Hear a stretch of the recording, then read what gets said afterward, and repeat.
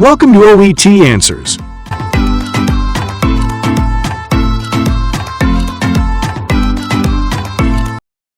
Occupational English Test. OET Answers Practice Test, Listening Test. This test has 3 parts. In each part, you'll hear a number of different extracts. At the start of each extract, you'll hear this sound. You'll have time to read the questions before you hear each extract, and you'll hear each extract once only. Complete your answers as you listen. At the end of the test, you'll have 2 minutes to check your answers. Part A. In this part of the test, you'll hear 2 different extracts. In each extract, a health professional is talking to a patient. For questions 1 to 24, complete the notes with information you hear. Now, look at the notes for Extract 1. Extract 1, questions 1 to 12. You hear a GP talking to a patient called Mr. Evans. For questions 1 to 12, complete the notes with a word or short phrase. You now have 30 seconds to look at the notes.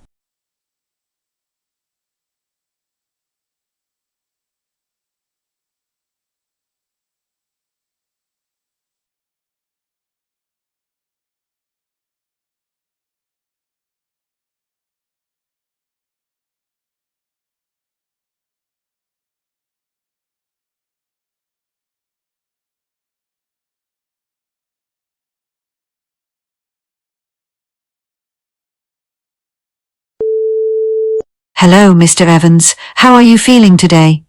I'm doing all right, thank you. I've been a bit worried though. I've been experiencing some strange abdominal pains for a while now. I see. Well, we're here to figure that out together. Can you describe the pain a bit more? Where exactly is it located and how long have you been noticing it? It's kind of a deep, gnawing pain in my lower abdomen, slightly to the left. I've had it on and off for a few months now, but it's gotten worse in the last couple of weeks. Thank you for that description, Mr. Evans. Has the pain been constant or does it come and go? It's not constant. It comes and goes, but when it's there, it feels quite uncomfortable, almost like a dull ache. Any other symptoms you've noticed? For instance, any back pain, nausea, or changes in how you feel generally? Actually, yes. I've had some lower back pain recently. It's not intense, but it's there. I don't feel sick or anything, but I do feel more tired than usual. I'd like to ask if you've noticed any pulsing sensation in your abdomen, especially when you lie down? Yes, now that you mention it.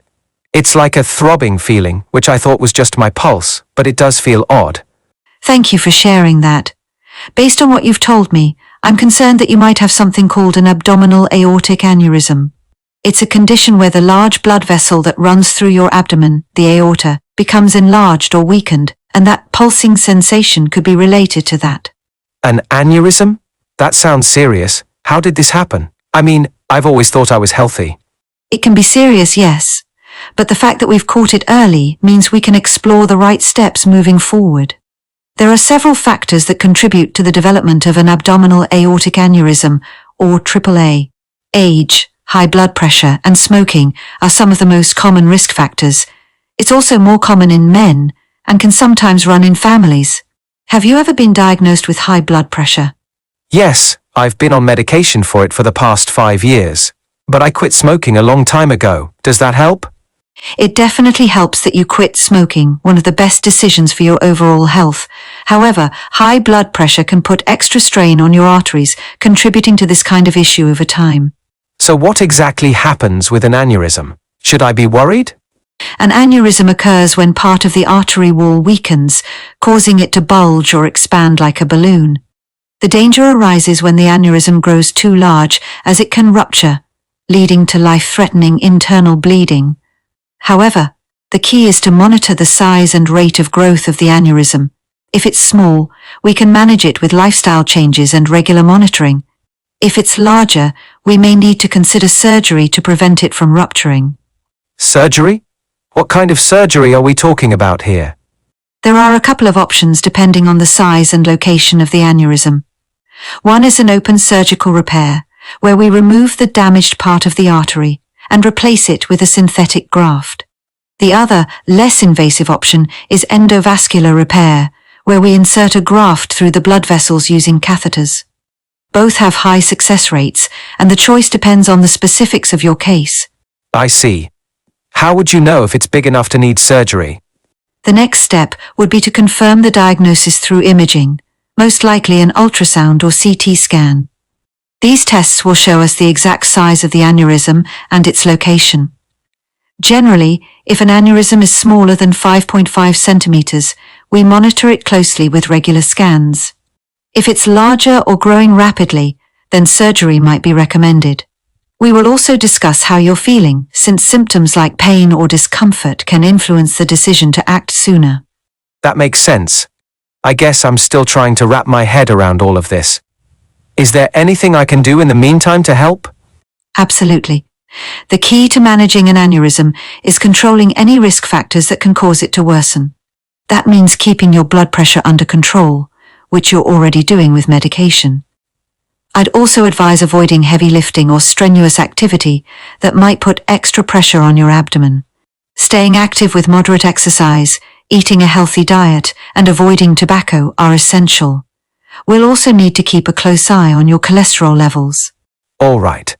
I've been trying to take better care of myself, but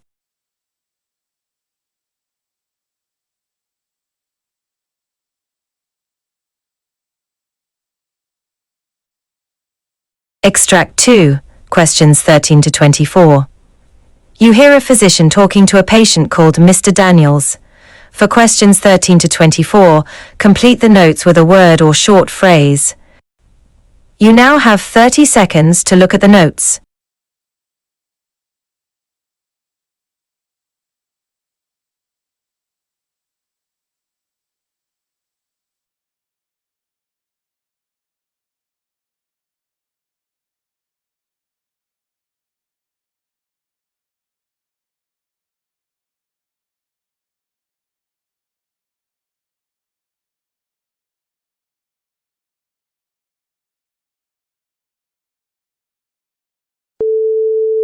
Good afternoon, Mr. Daniels. I'm Dr. Harris, a specialist in infectious diseases. It's nice to meet you. Hi, Dr. Harris. Thank you for seeing me today. You're very welcome. I understand you've been feeling unwell for the past several days, and your GP referred you here. Can you describe what's been going on? Yes, I've had a high fever for about 5 days now. It started out mild, but it's been getting worse. I've also been feeling really tired, like I can barely get out of bed. My stomach's been acting up too, and I haven't had much of an appetite. I see.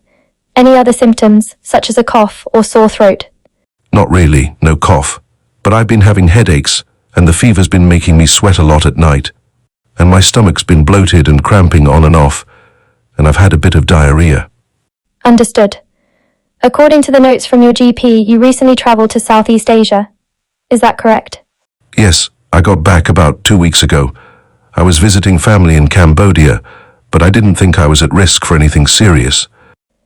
It's important to ask about recent travel when diagnosing infectious diseases, so I'm glad you mentioned that. When you were there, do you recall if you drank any untreated water or consumed food from street vendors? Yes. I drank tap water a few times, and I ate at a few local markets. I didn't think much of it at the time. That helps clarify a lot. Based on your symptoms and the travel history, I'm concerned that you may have contracted typhoid fever.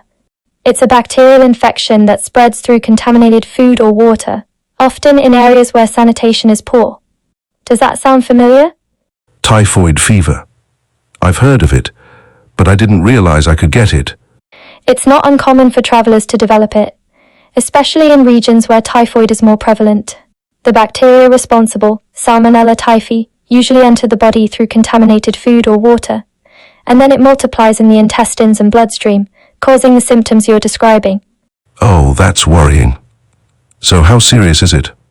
Typhoid fever can be quite serious if left untreated, but the good news is that with the right antibiotics, it's generally very treatable. The fever, weakness, and stomach pain you're experiencing are all common symptoms. In more severe cases, the infection can cause complications like intestinal perforation or bleeding, but that's rare when it's caught early. What happens next? Do I need tests to confirm it? Yes, we'll start by doing a blood test and possibly a stool culture to confirm the diagnosis. These tests will help us detect the presence of Salmonella typhi. Once we have the results, we can decide on the best treatment plan.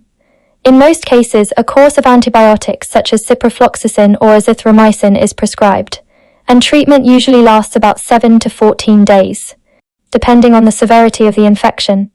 That's a relief to know it's treatable. Will I need to stay in the hospital? If your condition remains stable, you likely won't need hospitalization, and you can recover at home with oral antibiotics. However, if we notice any signs of complications, like severe dehydration, confusion, or extreme abdominal pain, you might need to be admitted for closer monitoring and IV fluids. We'll keep a close eye on your symptoms to determine the best course of action. Okay, I'll follow your advice. Is there anything else I should do in the meantime? Yes, staying hydrated is key since you mentioned having some diarrhea. Drink plenty of fluids and avoid any heavy, spicy, or greasy foods that could irritate your stomach further. Also, it's crucial to wash your hands frequently and maintain good hygiene to prevent spreading the bacteria to others. Typhoid can be contagious if the bacteria is shed in the stool and comes into contact with surfaces or food that others consume.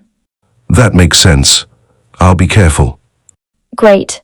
Now, once the test results are in and we confirm typhoid, we'll begin the antibiotics right away. You should start feeling better after a few days of treatment, but it's important to finish the entire course of antibiotics to fully clear the infection. How long will it take to recover? You should notice improvement in your symptoms within a few days, but full recovery may take a couple of weeks, depending on how your body responds to treatment. Fatigue can linger for a bit longer, so take it easy and give yourself time to rest. I'll do that. I just want to feel normal again. I understand. Typhoid can be tough on the body, but with the right treatment, you'll be on the path to recovery soon. We'll also check in regularly to monitor your progress and make sure there are no complications. Thank you, Dr. Harris. I really appreciate your help.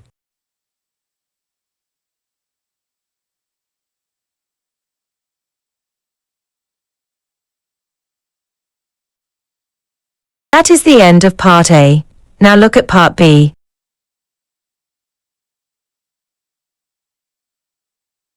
Part B.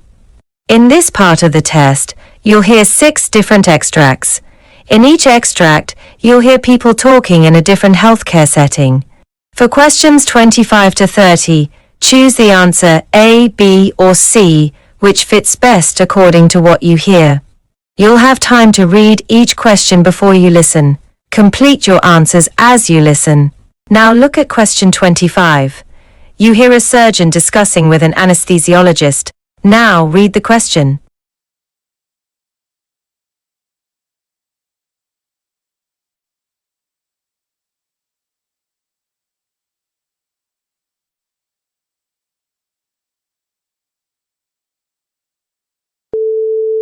As you know, this patient with a history of heart disease is scheduled for major surgery tomorrow. We need to proceed cautiously to ensure that the procedure is safe, particularly with the anesthesia. Yes, I agree that we need to be cautious, especially considering his cardiac issues. We've already conducted a full pre-op assessment, including an EKG and blood work. The results should be back shortly. However, given his condition, I think it would be best to use a regional anesthesia approach and monitor him closely for the next 24 hours before surgery, regardless of the test results. I understand your concern, but wouldn't it be risky to delay the procedure any further? I'm worried about the progression of his condition. If the test results come back normal, I think we should go ahead with general anesthesia and proceed with the surgery as planned. I get that, but my worry is that despite normal test results, his underlying heart condition could still complicate the anesthesia. I recommend regional anesthesia to minimize the strain on his cardiovascular system.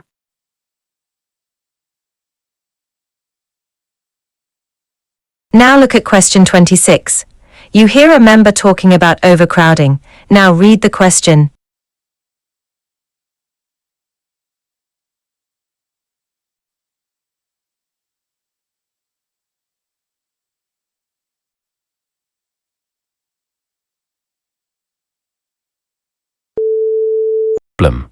Absolutely. As we've all noticed recently, the emergency department is becoming increasingly overcrowded. This is creating several issues for both patients and staff. For instance, patients often face long waiting times, which in turn delays essential care, especially for those in critical conditions. Additionally, our resources are stretched thin, and our staff is experiencing burnout. Even though we have the capacity to treat patients, the delay caused by overcrowding is leading to dissatisfaction and, in some cases, a deterioration of patient conditions before they receive care. This vicious cycle continues as more patients arrive, and we struggle to manage the flow efficiently.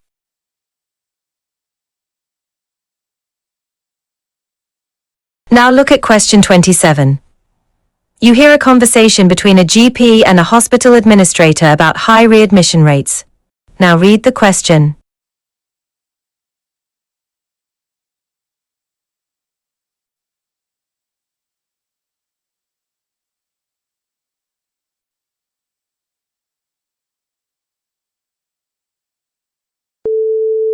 The readmission numbers this month are concerning, aren't they? Yes, Dr. Thomas. They've increased significantly. I believe it's largely because of the lack of proper discharge planning. Absolutely. We used to have a more thorough process. Now it feels rushed, and as a result, patients aren't being followed up properly. And without appropriate follow-up care, many of them end up coming back with the same problems.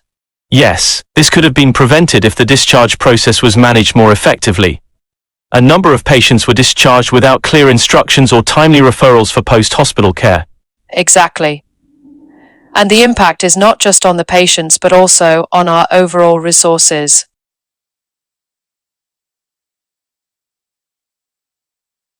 Now look at question 28.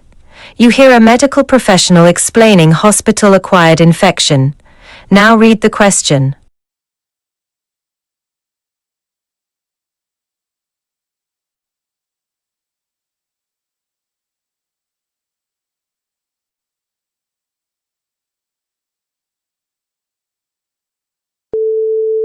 Due to a concerning increase in the number of hospital-acquired infections, we wanted to take a moment to review our infection prevention protocols.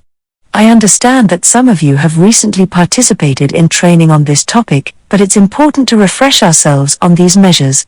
First, let's go over the essential hand hygiene practices, as outlined in our department guidelines. I recommend everyone review those guidelines again at the end of this meeting. In addition to this, ensure that you're utilizing proper personal protective equipment like gloves, masks, gowns, and face shields, as appropriate for patient care. Next, make sure you're implementing environmental sanitation protocols, such as frequent cleaning of high-touch surfaces and proper waste disposal.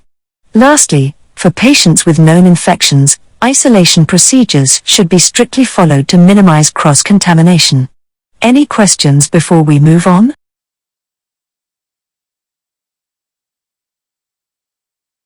Now look at question 29. You hear an endocrinologist discussing about a patient. Now read the question.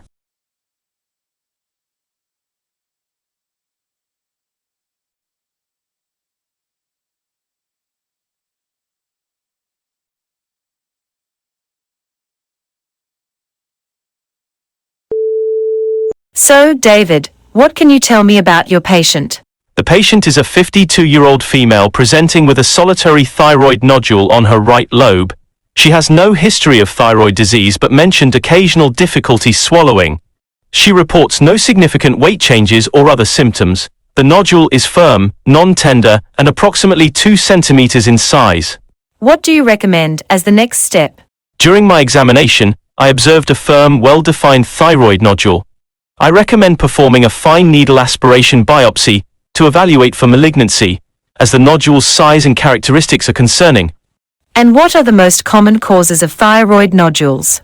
Thyroid nodules can be caused by benign conditions like colloid nodules or thyroid cysts, but they can also indicate malignancies such as papillary thyroid carcinoma.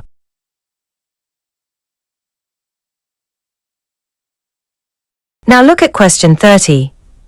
You hear a trainee doctor asking his senior colleague about a patient with a calcified bladder due to a parasitic worm infection. Now read the question.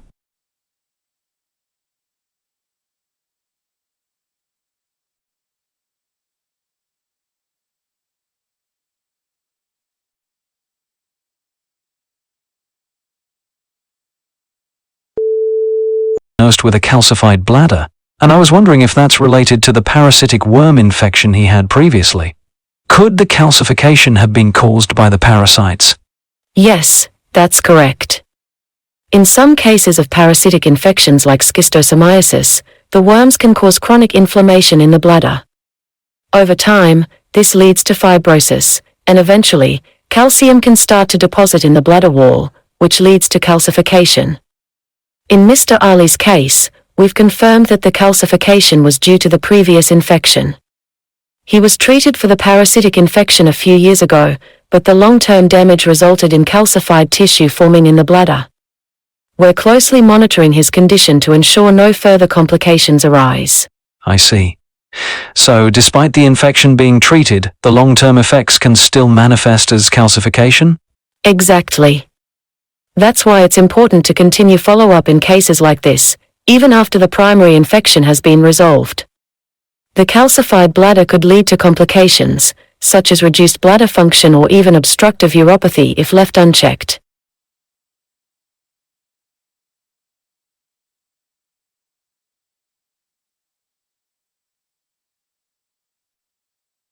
That is the end of Part B. Now look at Part C.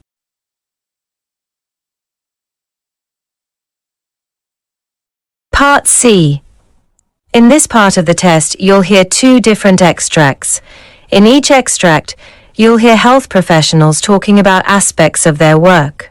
For question 31 to 42, choose the answer A, B, or C, which fits best according to what you hear.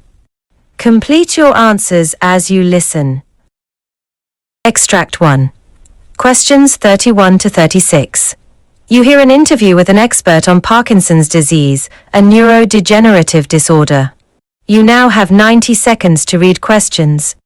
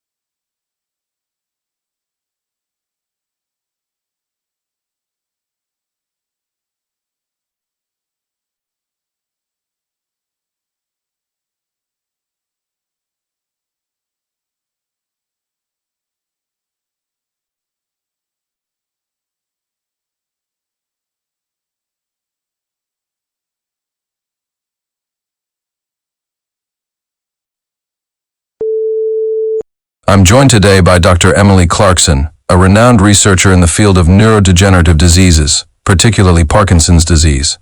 Dr. Clarkson, thank you so much for being here. Thank you for having me. I'm thrilled to be talking about Parkinson's and the latest developments in research. Parkinson's disease is a complex condition. Can you explain what exactly Parkinson's is and how it affects the brain? Of course. Parkinson's disease is a progressive neurodegenerative disorder. It primarily affects movement, but it can also impact cognition, mood, and even sleep patterns. The main issue lies in the brain's substantia nigra, where dopamine-producing neurons die off. Dopamine is critical for controlling movement, so when those neurons degenerate, patients experience symptoms like tremors, stiffness, and slowed movement. Unfortunately, we still don't fully understand why these neurons die in the first place, which makes treatment challenging. I've read that Parkinson's is becoming more prevalent. Is that true, and if so, why?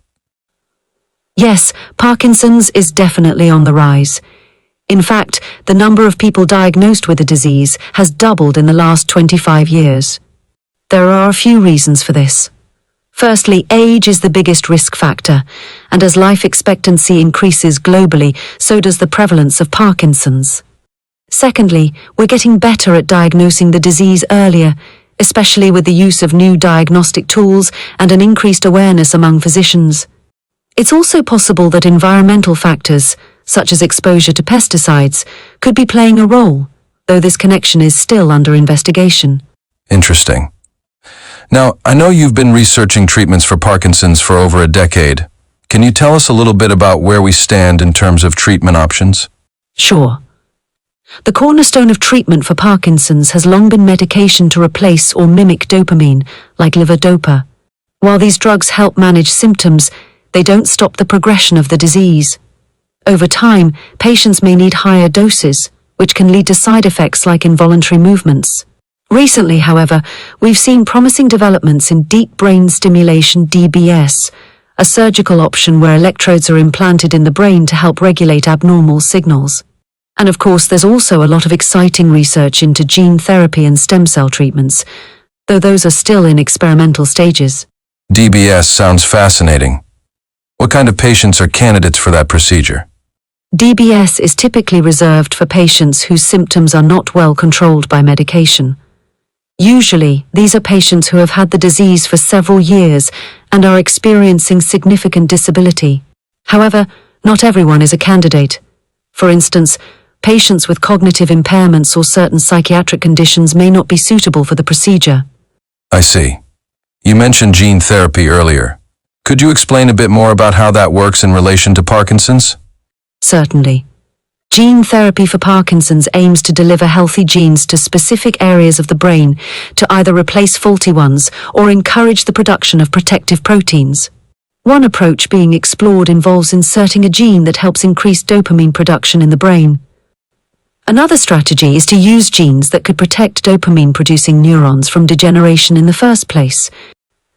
While these therapies are still in the early stages, animal studies and some early human trials have shown promising results. That's very exciting. Shifting gears a bit, are there any early warning signs of Parkinson's that people should be aware of? Yes, absolutely. While tremors are the most well-known symptom, they often don't appear until the disease has already progressed. Early signs include subtle changes in handwriting, loss of smell, stiffness in muscles, and even changes in mood or sleep patterns. Many people also experience a general sense of fatigue or weakness. These early warning signs can be mistaken for normal aging, so it's important to be aware of them, especially if they persist or worsen. What advice would you give to someone who has recently been diagnosed with Parkinson's? The most important thing is not to panic. Parkinson's progresses slowly, and many people live full lives for years after diagnosis. My advice is to work closely with a neurologist to find the best treatment plan, stay active, and build a support network.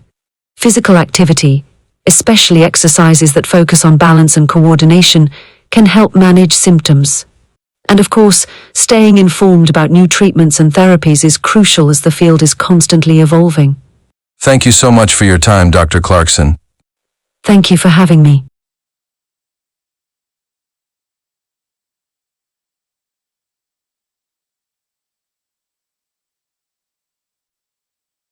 Extract 2. Questions 37 to 42. You hear a medical professional giving detailed presentation on omega-3. Now, read the questions. You now have 90 seconds to read questions.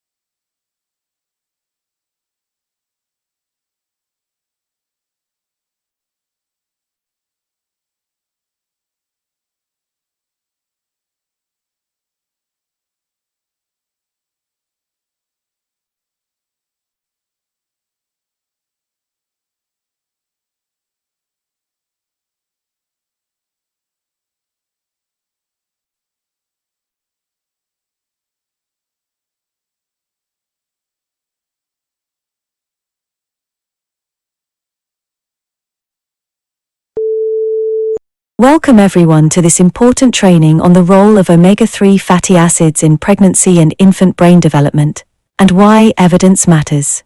Before we get started, I want to introduce myself and my CO presenter. My name is Sarah Mitchell, and I am a registered dietitian with a specialization in maternal and child health. I am passionate about nutritional science and helping families make evidence-based decisions to support optimal development in their children. It's an honor to be here today to talk about omega-3 seconds and their impact on brain development during pregnancy and infancy. My co-presenter is Dr. Mark Rivers, a board-certified pediatrician with an interest in early childhood development and preventive health. Mark has been involved in several clinical trials studying the role of essential fatty acids in cognitive and neurological development in infants.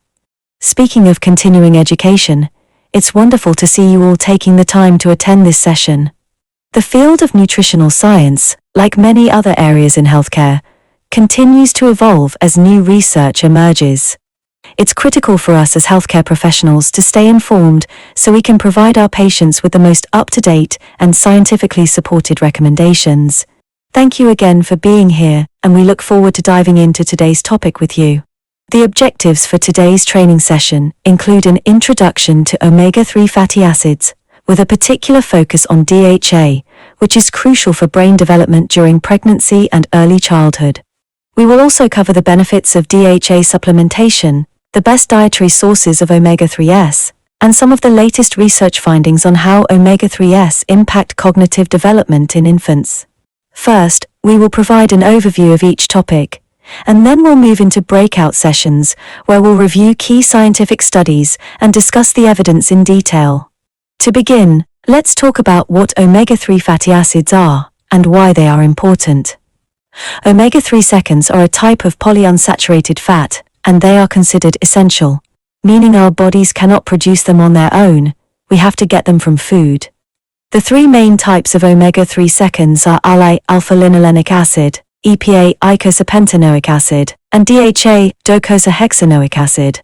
While all three play important roles in health, DHA is particularly critical during pregnancy and infancy because it is a major structural component of the brain, retina, and other neural tissues.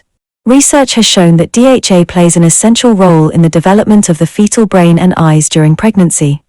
It supports the growth of neurons and the formation of neural connections, which are critical for cognitive function and visual acuity.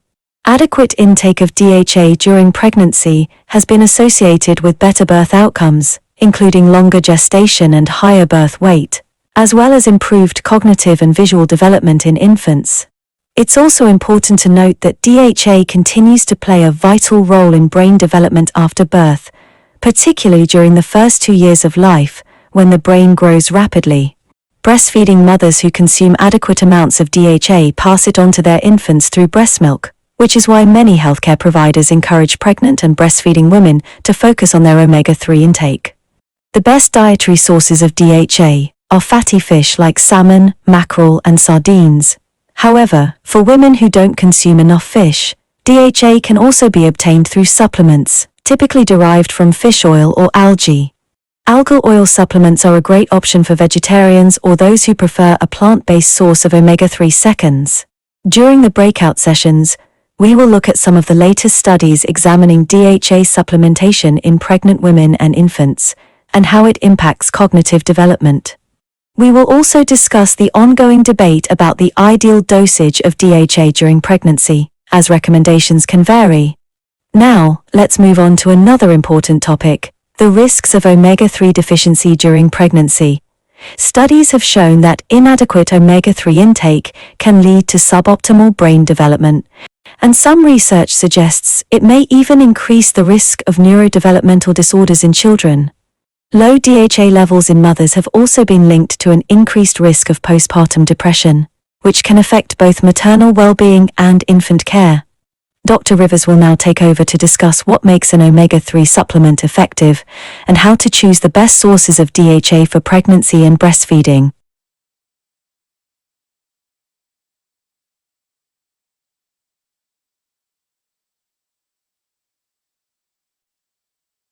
That is the end of Part C. You now have 2 minutes to check your answers.